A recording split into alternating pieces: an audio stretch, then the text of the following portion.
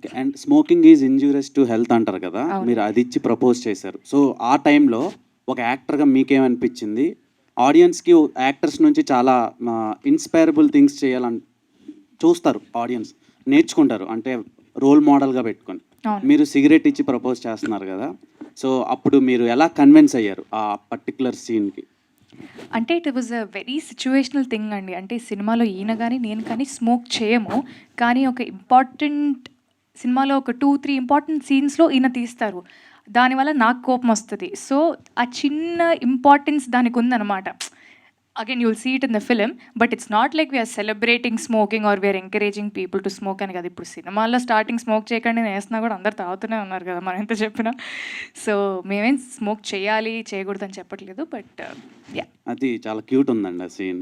ఏదండి? అదే స్మోక్‌తో సిగరెట్టా? ప్రపోజ్ చేసేసి. మీరే క్యూట్ ఉందంటారు. మళ్ళీ మీరే ఏమన్నా so, all the best for 'happy Raja', 'visa' and 'Kiran Abbavaram' గారి 'Chennai love story'. Thank you. Thank you so much.